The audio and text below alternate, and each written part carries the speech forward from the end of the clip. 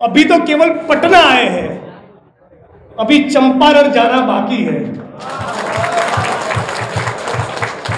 और आज से करीब 100 साल पहले एक गुजराती वहां गया था। अब तो हार्दिक और जिग्नेश दोनों साथ साथ जाने वाले हैं। गुजरात के युवा साथियों की दोस्ती होगी बिहार के युवा साथियों के साथ। हम गुजरात में कॉल देंगे कि पढ़ाई दवाई कमाई, और बिहार भी बोलेगा जी हां, पढ़ाई दवाई कमाई, यही जनता के असली मुद्दे होंगे और हम तमाम लोग साथ में मिलकर लड़ेंगे। तो मुझे उम्मीद है, जैसा कि साथी हार्दिक ने कहा, 22 में गुजरात की विधानसभा में भी कांग्रेस पार्टी की सरकार बनेगी और 25 के बिहार में भी कांग्रेस पार्टी की सरकार बनेगी। मोदी और अमित शाह आरएसएस और भाजपा की राजनीति के चलते पूंजीवाद पूरी नंगई के साथ आगे बढ़ रहा है। इस देश में यदि सपना समाजवाद का हो तो उसके केंद्र में दलित और आदिवासी होगा, पिछड़े और अति पिछड़े होंगे, माइनॉरिटीज होंगे, किसान होगा, मजदूर होगा, वो तमाम बहनें होगी जो अपना खून और पसीना बहा रही। बल्कि आज मोदी जी के शासन के चलते इसके केंद्र में अडानी और अंबानी आ चुके हैं। चुनौती बहुत बड़ी है। इस मुल्क के संविधान और लोकतंत्र के ऊपर हल्ला बोल कर दिया गया है आरएसएस और भाजपा के द्वारा। चुनौती है कि हर कीमत पर इस मुल्क के लोकतंत्र और संविधान को बचाया जाए। आज अशफाक उल्लाह खान की जयंती है। यह मुल्क मोदी और अमित शाह का नहीं, यह मुल्क अशफाक उल्लाह खान और राम प्रसाद बिस्मिल का मुल्क है। इस विरासत को हमें याद करना है। कोरोना के पूरे काल में गंगा में तैरती लाशें हमने बिहार में भी देखी। आज बिहार में 1000 मरीजों के बीच में एक डॉक्टर के बजाय 42,000 लोगों के बीच में केवल एक डॉक्टर है। ऐसा बिहार नहीं चाहिए कि कुछ भी हो जाए, किसान और मजदूर को, गरीब और गुरबा को कभी मत भूलना।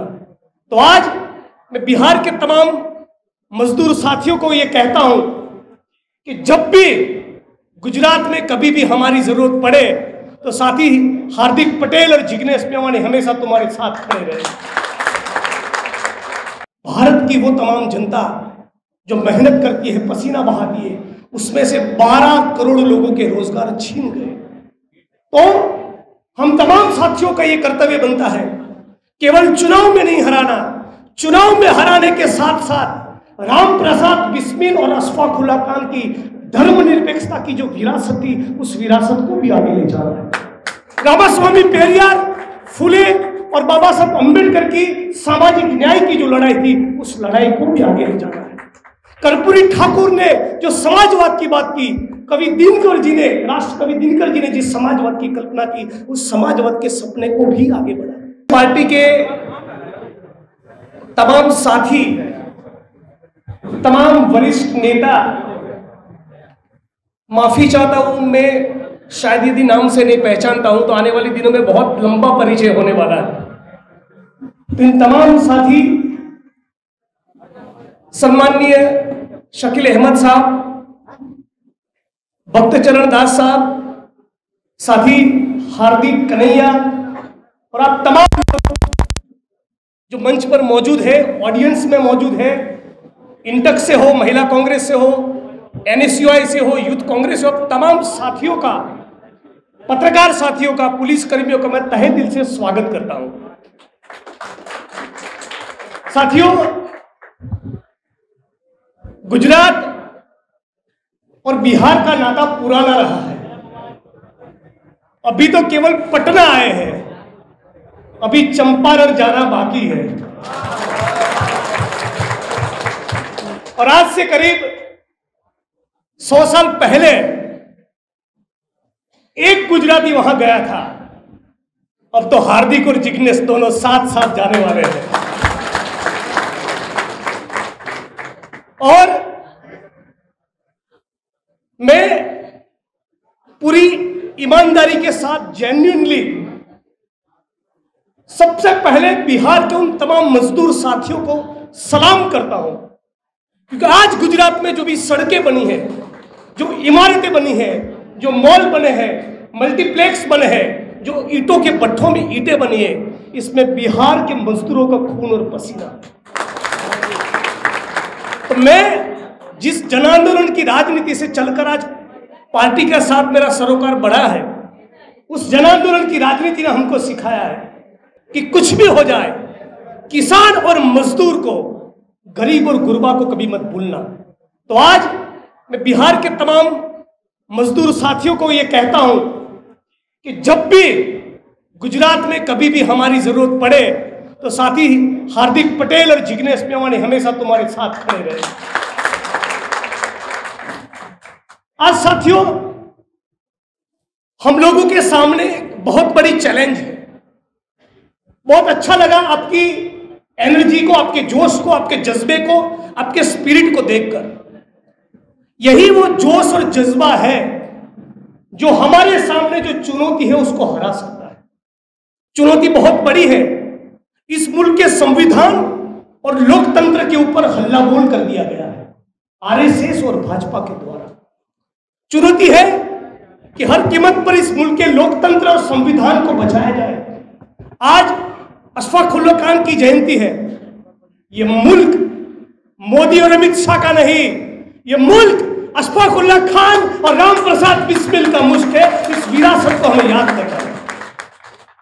आज साथियों, चैलेंज ये है कि हमारे संविधान में जो धर्मनिरपेक्ष समाजवादी लोकतंत्र की कल्पना की गई, उस कल्पना को बचाना।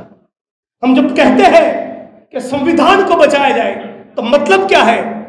संविधान को बचाने से मतलब है संविधान की प्रस्तावना में जो धर्मनिरपेक्ष समाजवादी लोकतंत्र की कल्पना की गई है, उस कल्पना को, उस सोच को, उस विचारधारा को बचाया जाए।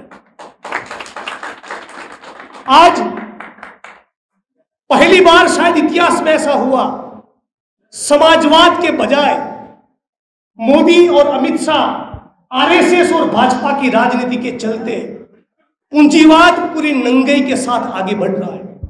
इस देश में यदि सपना समाजवाद का हो तो उसके केंद्र में दलित और आदिवासी होगा, पिछड़े और अति पिछड़े होंगे, माइनॉरिटीज होंगे, किसान होगा, मजदूर होगा, वो तमाम बहनें होगी जो अपना खून और पसीना बहा रही। बल्कि आज मोदी जी के शासन के चलते इसके केंद्र में अडानी और अंबानी आ चुके हैं।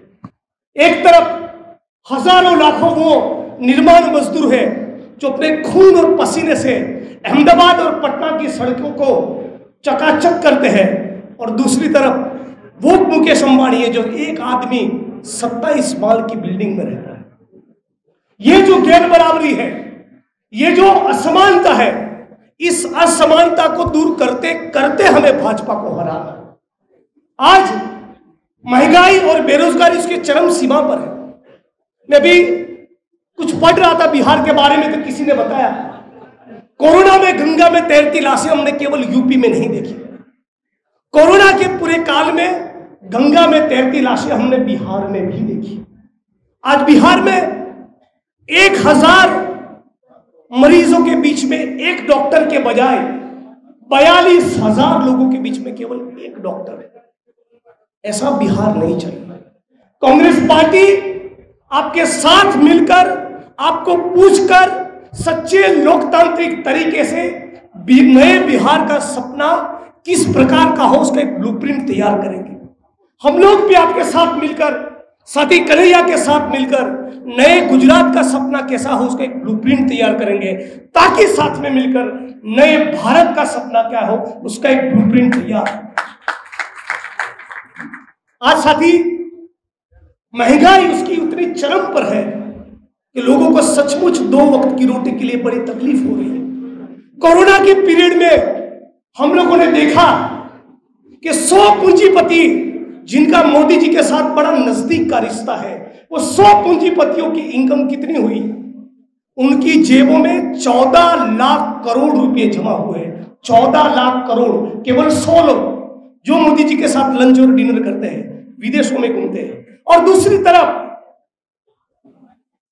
भारत की वो तमाम जनता जो मेहनत करती है, पसीना बहाती है, उसमें से 12 करोड़ लोगों के रोजगार छीन गए। तो हम तमाम साथियों का यह कर्तव्य बनता है केवल चुनाव में नहीं हराना, चुनाव में हराने के साथ साथ राम प्रसाद बिस्मिल और अशफाक उल्लाह खान की धर्मनिरपेक्षता की जो विरासत थी, उस विरासत को भी आगे ले जा रहा है। रामास्वामी पेरियार, फुले और बाबा साहब अम्बेडकर की सामाजिक न्याय की जो लड़ाई थी, उस लड़ाई को भी आगे ले जा रहा है। कर्पूरी ठाकुर ने जो समाजवाद की बात की, कवि दिनकर जी ने, राष्ट्र कवि दिनकर जी ने जिस समाजवाद की कल्पना की, उस समाजवाद के सपने को भी आगे बढ़ाया। और अब तमाम लोगों के जोश और जज्बे को देखकर मुझे लगता है बिहार और गुजरात की दोस्ती होगी, गुजरात के किसान और मजदूरों की दोस्ती होगी बिहार के किसानों के मजदूरों के साथ, गुजरात के युवा साथियों की दोस्ती होगी बिहार के युवा साथियों के साथ। हम गुजरात में कॉल देंगे कि पढ़ाई, दवाई, कमाई, और बिहार भी बोलेगा जी हाँ, पढ़ाई, दवाई, कमाई, यही जनता के असली मुद्दे होंगे और हम तमाम लोग साथ में मिलकर लड़ेंगे। तो मुझे उम्मीद है, जैसा कि साथी हार्दिक ने कहा, 22 में गुजरात की विधानसभा में भी कांग्रेस पार्टी की सरकार बनेगी और 25 के बिहार में भी कांग्रेस पार्टी की सरकार बनेगी। और आखिरी बात कहूंगा, मंच ऊपर के साथियों ने यहां के कुछ विपक्षी दलों का नाम दिया। मैं कहना चाहता हूं, अभी वो वक्त है कि छोटे मोटे बड़े आंदोलनकारी, लड़ने वाले, पत्रकार, बुद्धिजीवी, तमाम दल कांग्रेस के साथ मजबूती से खड़े रहे। हम सचमुच मोदी और भाजपा को हरा के दिखाएंगे। आज मुझे आखिर में आप तमाम साथियों को केवल यही कहना है कि आप जिस जज्बे के साथ हम लोगों का स्वागत करने के लिए, हम लोगों के लिए मिलने के लिए यहां पर आए, उसी जज्बे के साथ अपने गांव में, अपने तहसील में, अपने जिले में सेवा दल के साथ जुड़ जाइए, महिला कांग्रेस के साथ जुड़ जाइए, यूथ कांग्रेस के साथ जुड़ जाइए, इंटर के साथ जुड़ जाइए, एनएसयूआई के साथ जुड़ जाइए और पूरे बिहार के प्रदेश के स्तर पर कांग्रेस पार्टी को इतना सशक्त और मजबूत करें कि जनता खुद कहे कि 25 में हमारी जनता की सरकार बन रही है। तो इन्हीं शब्दों के साथ अपनी बात यहां रखता हूं। ये मुल्क राम प्रसाद बिस्मिल का है, अशफाक उल्लाह खान का है, बाबा साहब अम्बेडकर का है, शहीद आजम भगत सिंह का ही है, उधम सिंह का भी है, और उन्हीं की विरासत को आगे बढ़ाएंगे, साथ में मिलकर लड़ेंगे और लड़ेंगे तो हम लोग जीतेंगे। जय भीम, जय भारत, जय कांग्रेस पार्टी, इंकलाब जिंदाबाद।